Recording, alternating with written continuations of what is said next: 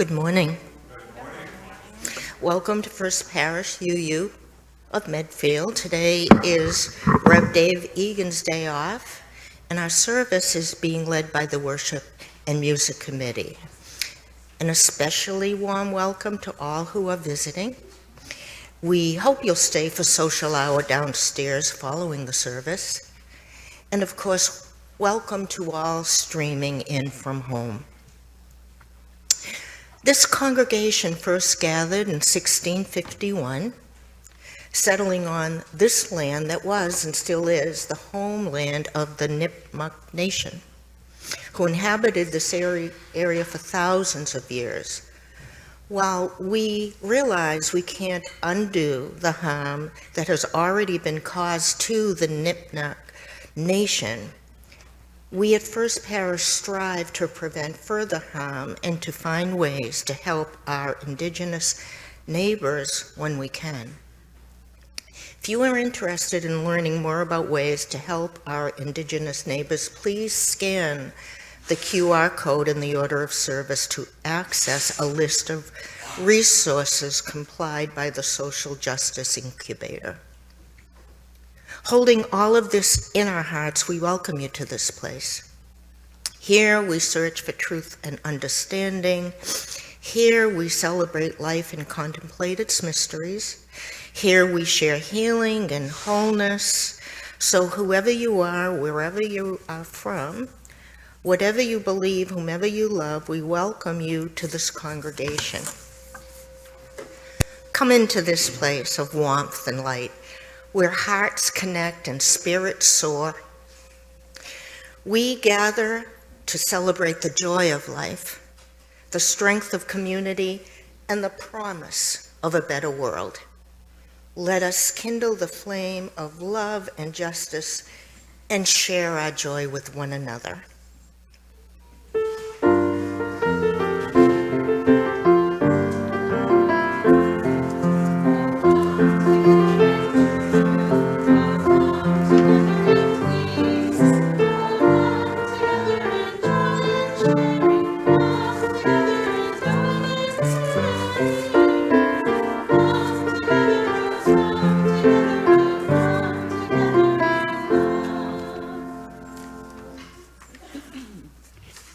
This morning's chalice lighting is by Samuel A. Trumbore.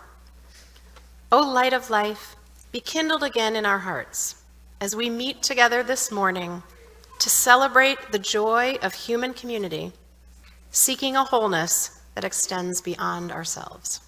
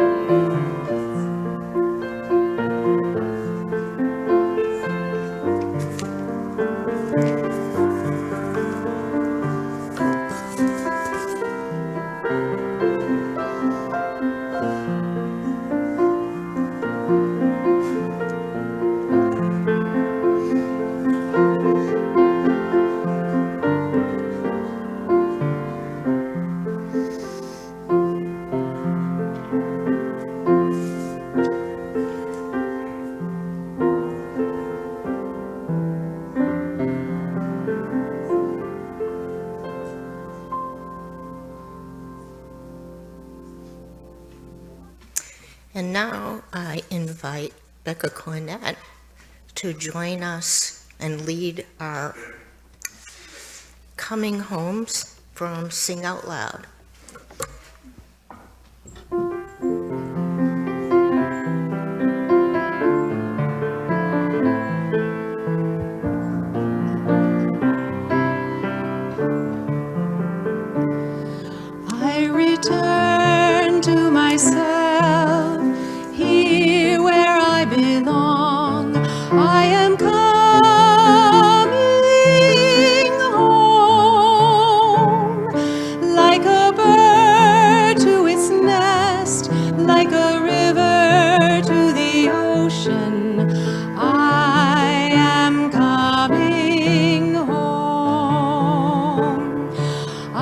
return to myself, here where I belong.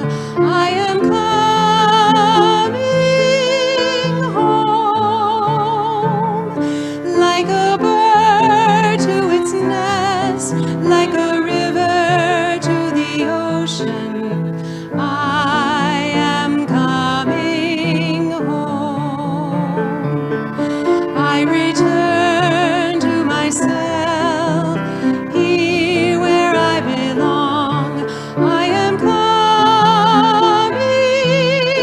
home, like a bird to its nest, like a river to the ocean. I am coming home.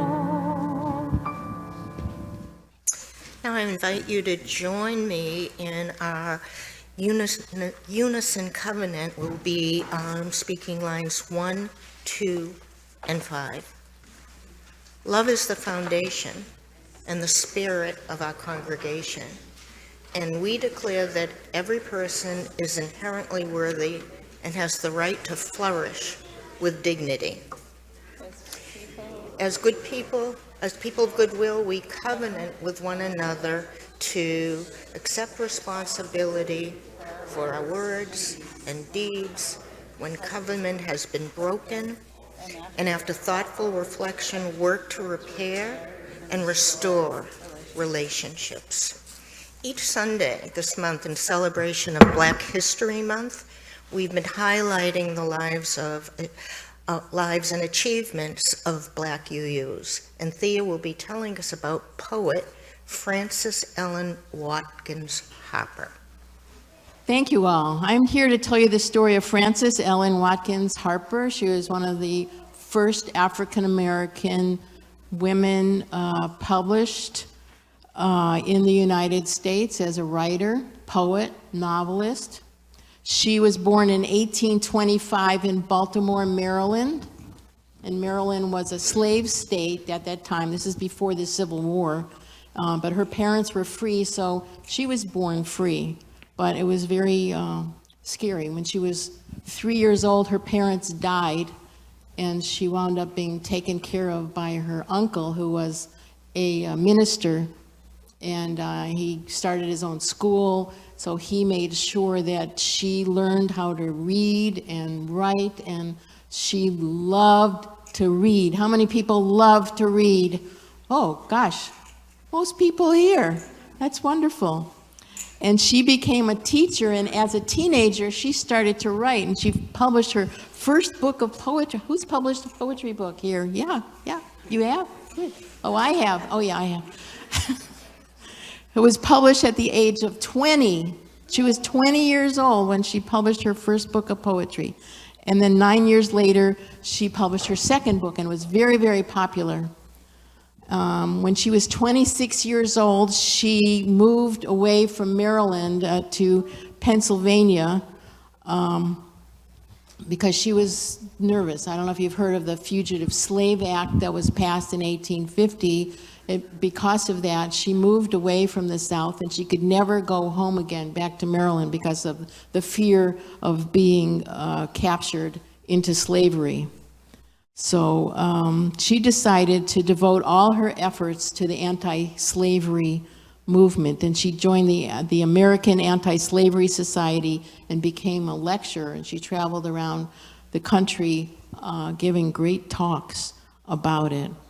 And in 1858, this is still before the Civil War, she refused to give up her seat or ride on a segregated trolley car in Philadelphia. You know, Rosa Parks was not the only person that ever did that. You know, many people did. Many did. She just, Rosa Parks had a publicity machine behind her. So in 1858, again before the Civil War, she published her poem, "Bury Me in a Free Land." It became one of her best poems. And because this is Poetry Sunday, I'm going to read you a little of it. It's called "Bury Me in a Free Land." You may make my grave wherever you will, in a lowly vale or lofty hill. You may make it among earth's humblest graves, but not in a land where men are slaves. I ask no monument proud and high to arrest the gaze of the passerby. All that my yearning spirit craves is bury me not in the land of slaves. This poem was recited in 2016 with the opening of the African American Museum for the Smithsonian in Washington. It was recited in a film that was shown that day, and it's excerpted. What I just read is on the walls of the Smithsonian Museum. She did get married, but her husband died 4 years after they got married, and she just kept on writing, and she became an advocate for women's rights because she was a woman and she was black. And so she wound up working for both issues, and she helped co-found the National Association of Colored Women's Clubs. This was all about making sure that women had rights. I just read today that Benjamin Franklin's sister was as smart as he was, as smart. And what was her life? Was trying to survive while he's, off toasting with kings. And anyway, I'm sorry, I go on tangents. Keeps you awake though, doesn't it? There's no video games in this story, but there's lots of other interesting things. Anyway, Unitarian. She joined the First Unitarian Church in Philadelphia in 1870. She felt at home with the Unitarian religious beliefs, and she knew that her work could strengthen the justice work of the Unitarians. She frequently read her poetry at the pulpit at the Unitarian Church, and she spent the rest of her career working for the pursuit of equal rights, job opportunities, and education for African American women. She died in 1911. Her funeral service was at the UU Church in Philadelphia. Well, it was just a Unitarian church then in Philadelphia, and she's buried in the oldest black-owned cemetery in the U.S. She was the first African-American woman to be published in the United States, the first African-American woman to publish a short story, and among the first black women to publish a novel. She was an influential abolitionist, suffragist, reformer, and a Unitarian. Thank you. Thank you. I guess we'll be singing the future poets out.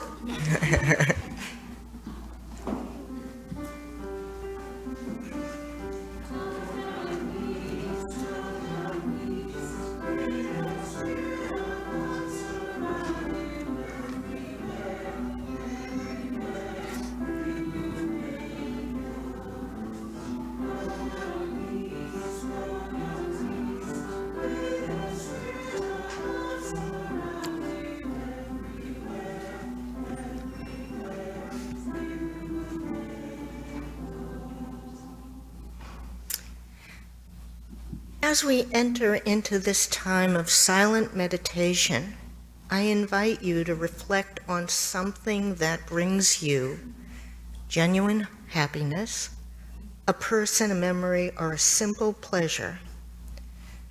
Silently offer yourself these affirmations.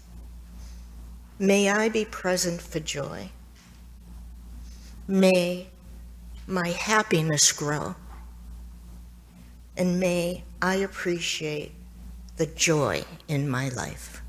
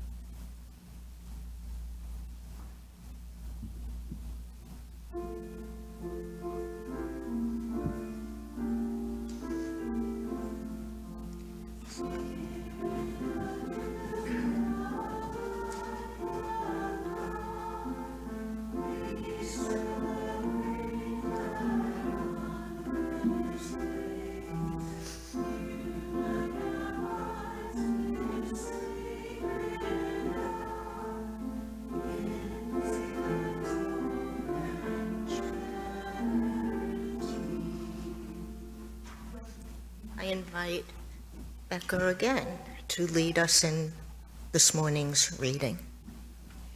This morning's reading is called Encounter with Divine Mystery by Rabbi Yael Levi.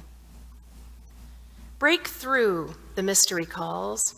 Break through what you think you know. Break through old forms and long-held expectations. Break through the insistence on being sure, on being right. Break through to a place of not knowing, open to a courageous imagination, to an awareness that there are possibilities not yet discovered. How terrifying is this place? How awesome and filled with possibility. The Torah tells us we are not alone. Angels are among us, and the divine mystery is right here by our side. Let us pause and breathe together with all life.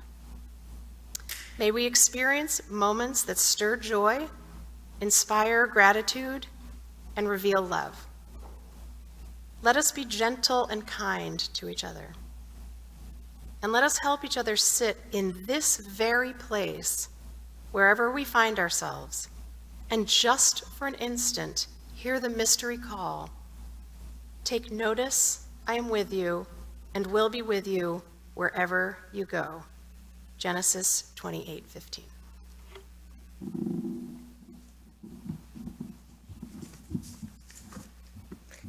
And now I invite the choir to join us up front with My Religion by Linda Smith Kohler.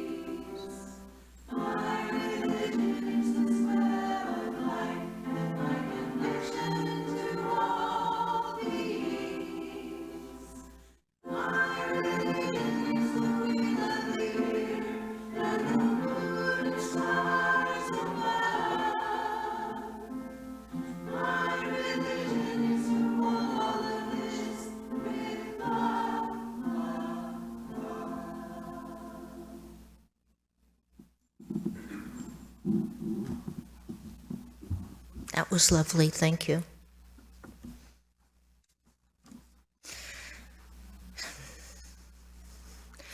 Poet Toy Derricotte coined the powerful phrase, "Joy is an act of resistance." Her poetry highlights that choosing happiness, contentment, and celebration in the face of oppression, trauma, or despair is a courageous, defiant act, that it serves as a tool for survival and emotional resilience, and that is not about ignoring pain or pretending things are not hard, but rather choosing to thrive in spite of them.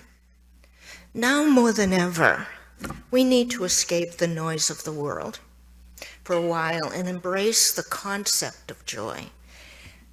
And it's not only an act of resistance, but also a much needed act of self-care. And we, the Worship and Music Committee, are hoping that the readings that we've selected will lift spirits and remind us how much there is to be thankful for. And I invite Kay and Margaret to join me here.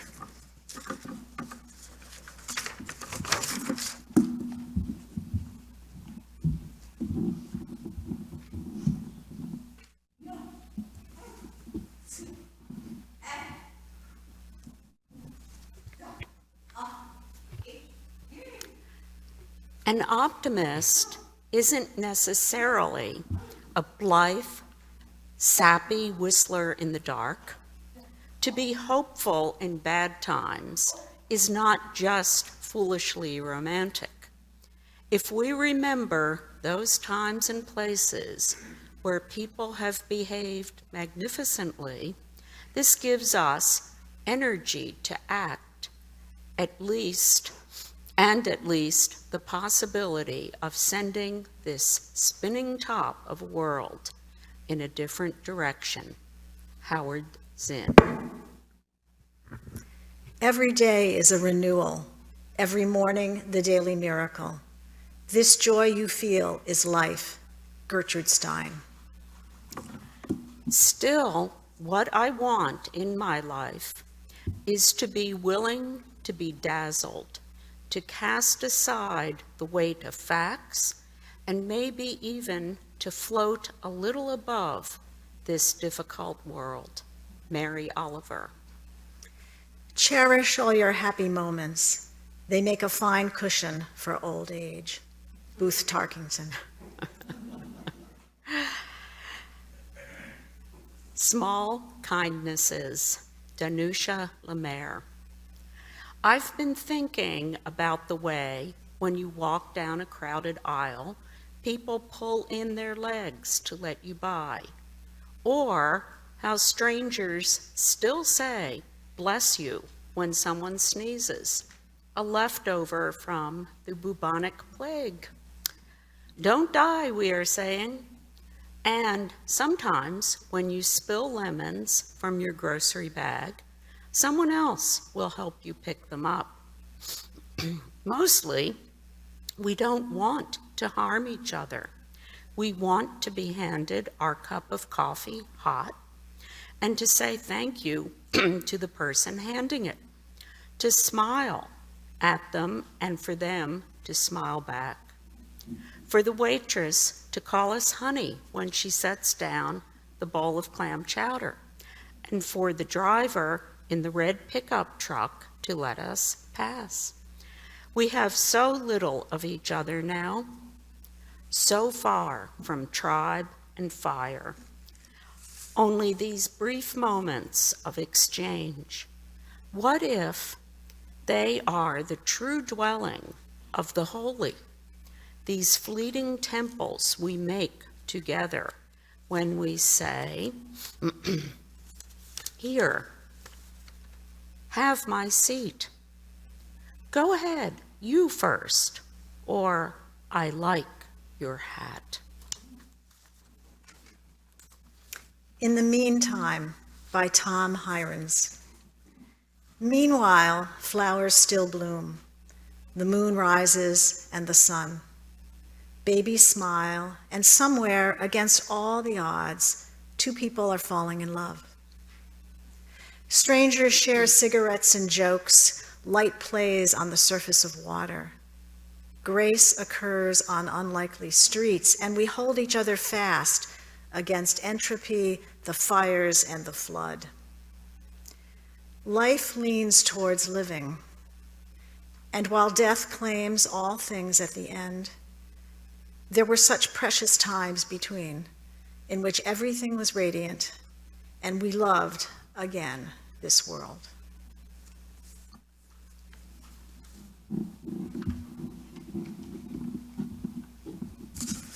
And I invite Duncan Glover to read a poem that he has selected.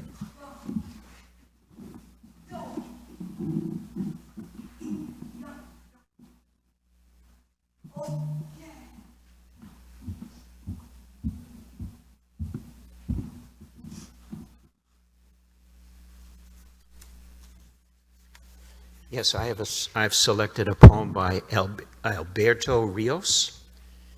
Alberto is a Regents Professor at Arizona State University. He is the author of 10 books on poetry, 2 collections of short stories, and a memoir. And he was selected as the first poet laureate of the state of Arizona in 2013, a position that he continues to hold today. And the title of this poem is A House Called Tomorrow. You are not 15 or 17 or 12. You are 100 wild centuries in 15, bringing with you in every step and in every breath everyone who has come before you, all the yous that you have been, the mothers of your mother, the fathers of your father. If someone in your family tree was trouble, 100 were not. The bad do not win, not finally. We simply would not be here if that were so. You are made fundamentally from the good. With that knowledge, you never march alone. You are the breaking news of the century. You are the good who has come forward through it all, even if so many days feel otherwise. But think, when you as a child learned to speak, it's not that you didn't know the words. It's that from the centuries, you knew so many, and it's hard to choose the words that will be your own. From those centuries, we human beings bring with us the simple solutions in songs, the river bridges, the star charts, and song harmonies, all in service to a simple idea that we can make a house called tomorrow. In ourselves, and that's all we need to start. That's everything we require to keep going. Just what we bring finally into the new day every day. Look back only for as long as you must. Then go forward into history that you will make. Be good, then better. Write books, cure disease, make us proud. Make yourself proud. And those who came before you, when you hear thunder, hear it as their applause. Thank you.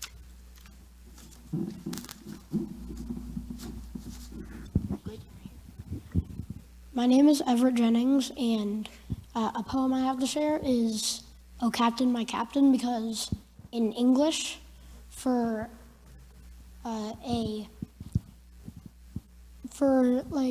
as a sort of project, we had to choose any poem in a list of them, and I chose "Oh Captain, My Captain," so I basically had to memorize it, and now I know it by hand, by the back of my hand, and I will say it right now. I did a performance for it, except I don't really want to do a performance right now because I am not in a great shape to do that right now because I'm quite tired. Oh Captain, my Captain, our fearful trip is done. The ship has weathered every wreck. The prize we sought is won. The port is near, the bells I hear, the people all exulting. By follow eyes, the steady keel, the vessel grim and daring. But oh heart, heart, heart, oh the bleeding drops of red, where on the deck my captain lies, fallen cold and dead. Oh Captain, my Captain, rise up and hear the bells. Rise up, for you the flag is flung, for you the bugle trills. Oh.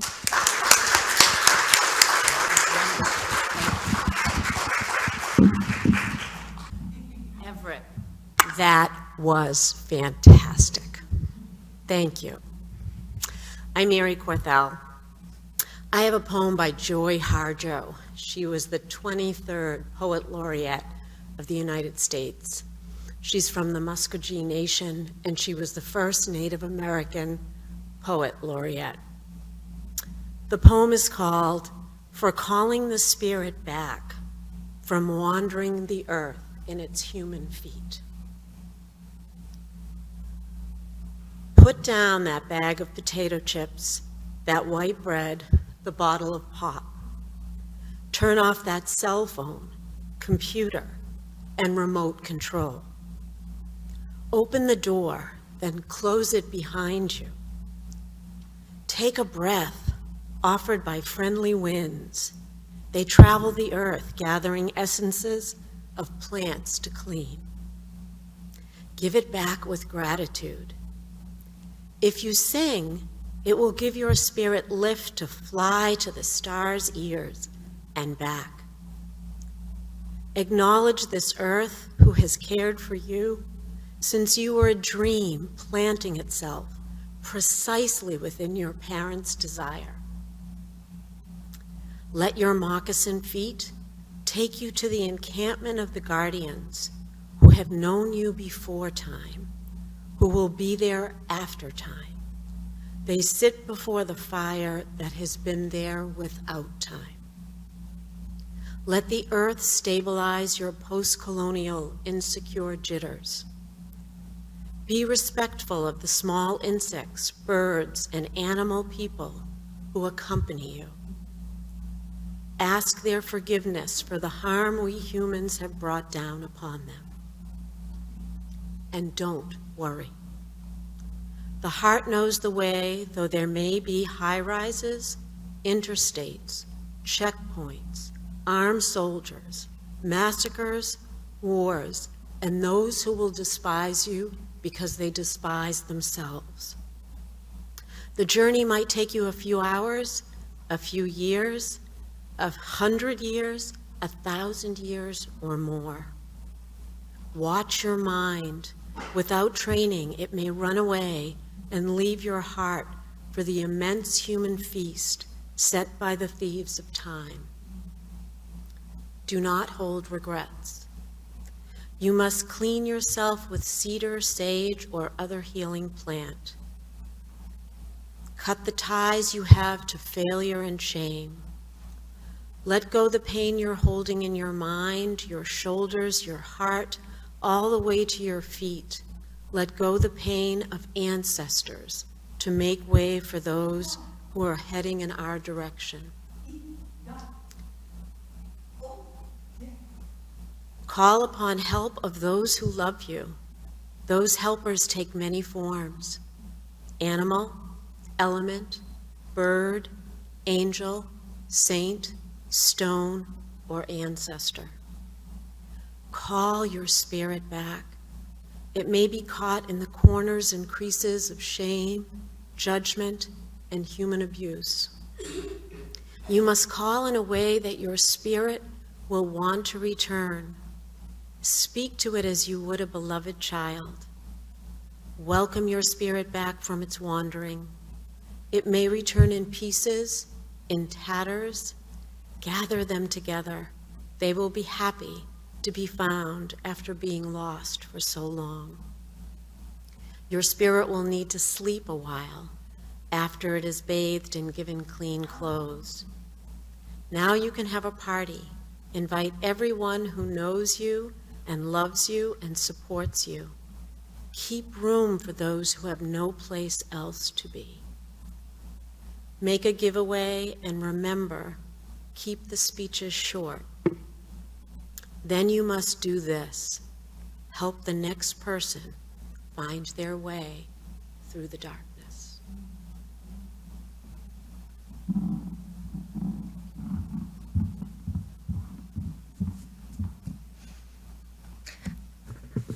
I'm going to share with you one of my favorite poems. It's by Wendy Cope.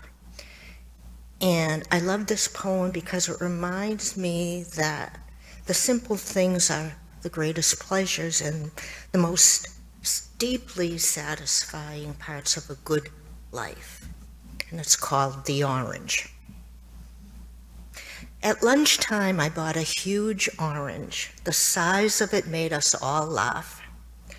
I peeled it and shared it with Robert and Dave. They got quarters, I got half. And that orange made me so happy, as ordinary things often do. Just lately, the shopping, a walk in the park. This is peace and contentment, it's new. The rest of the day went quite easy. I did all the jobs on my list and enjoyed them and had some time over. I love you. I'm glad I exist.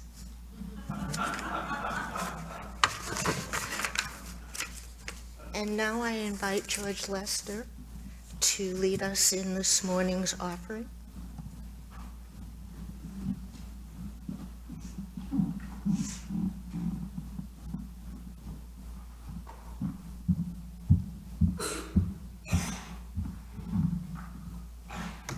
Hello.